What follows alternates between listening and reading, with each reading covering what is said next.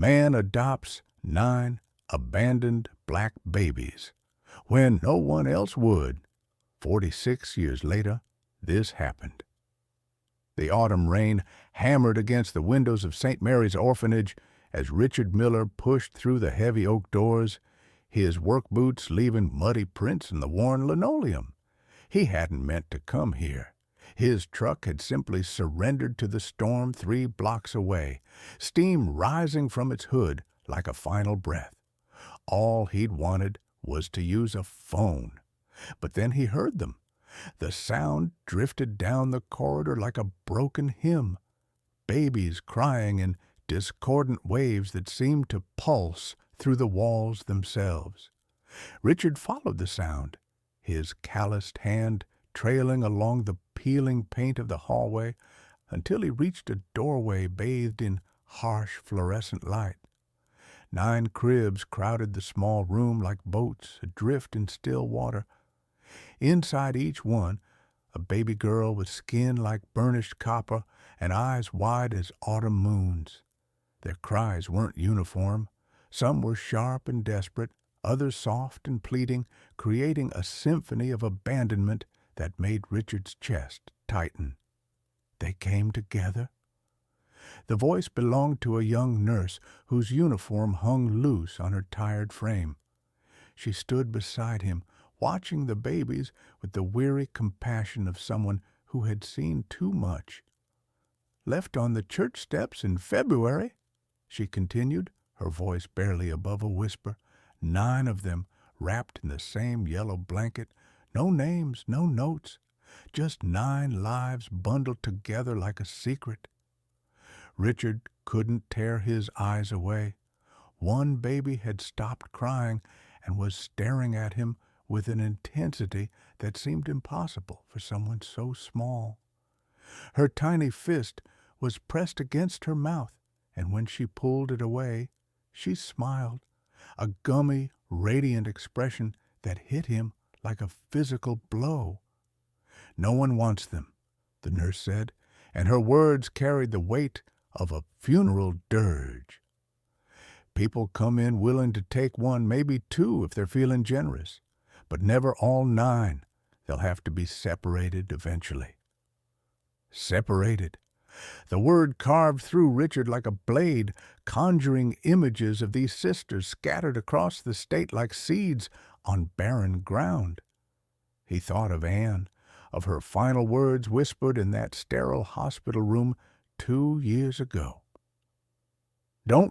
He worked 3 jobs, factory shifts that left his hands raw, weekend roofing that bent his back, and late nights at Murphy's Diner where he served coffee to truckers and tried not to think about how tired he was. The house transformed into beautiful chaos.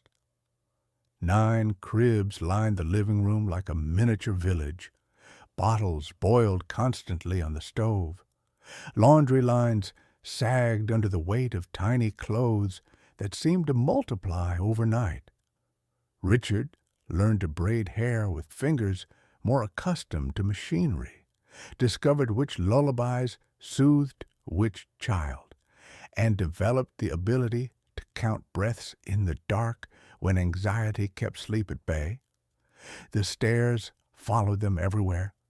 At the grocery store, people would stop mid-sentence to gawk at the spectacle. One man pushing a cart while 9 toddlers trailed behind him like ducklings. At the park, other parents would gather their children closer, as if Richard's unconventional family might be contagious. Once, outside the post office, a man in a crisp suit spat at Richard's feet and hissed, "You'll regret this, mark my words." But regret never came.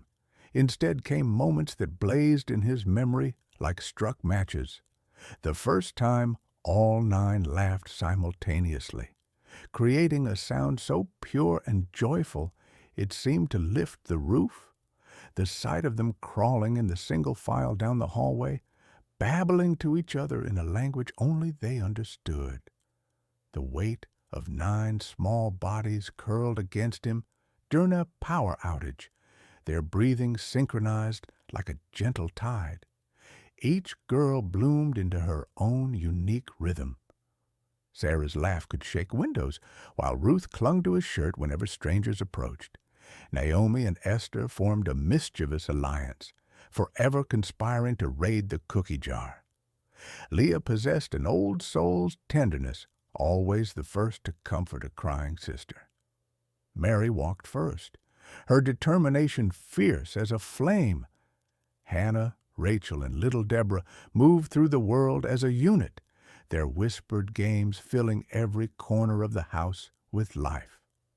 To the outside world, they became known as the Miller Nine. Some spoke the name with awe, others with suspicion. But to Richard, they were simply his daughters, each one a different facet of the same precious stone. The years tested him in ways no manual could have prepared him for. Money remained scarce. He often skipped meals to stretch groceries further. His shirts were patched until the fabric became more thread than cloth. At night, when the house finally surrendered to quiet, he would sit at the kitchen table with bills spread before him like accusations, his head heavy in his hands. But when morning came, and 9 faces turned toward him with absolute trust and boundless love, strength would flood back into his bones. They saw him as invincible, and that perception became his reality. Birthdays arrived with homemade cakes that collapsed in the middle but tasted like heaven. Christmas mornings bloomed with gifts wrapped in newspaper comics, the girls' squeals of delight worth more than any store-bought paper.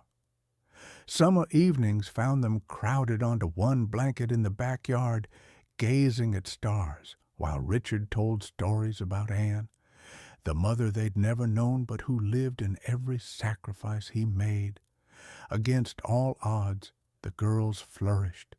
They excelled in school, lifted each other through heartbreaks and triumphs, and always returned home to the man who had chosen them when the world had turned away. Time moved like a river, carrying the girls toward their own lives. College, careers, marriages, one by one, they left the nest Richard had built with his bare hands and endless love. The house grew quiet again, the silence both peaceful and profound. Now, 46 years after that rain-soaked evening at St. Mary's, Richard sits in an armchair that has molded itself to his aged frame. His hair is white as winter clouds, his hands spotted with the evidence of decades spent working for love. Around him stand 9 women in cream-colored dresses, their faces radiant with accomplishment and joy. They are teachers, nurses, artists, mothers. They have built lives that span the country, yet they remain connected by invisible threads stronger than steel. Their arms rest on his shoulders, their faces press close to his, and their smiles bloom like flowers in spring. Grace, the baby who first smiled at him through the crib bars, leans close to his ear. "Dad, you did it. You kept us together." Richard's lips tremble as he whispers back, his voice fragile but unwavering, "No, sweetheart, we did it. Love did it." The room falls silent, except for the soft sound of cameras clicking, capturing this moment for a world that once doubted. 9 strong women encircle the frail frame of the man who saw their worth when no one else would. For the first time in 46 years, Richard allows his tears to fall without shame. The promise he made to Anne in that sterile hospital room has not merely been kept. It has blossomed into something more beautiful than either of them could have imagined. Love had found somewhere to go, and in going had returned tenfold.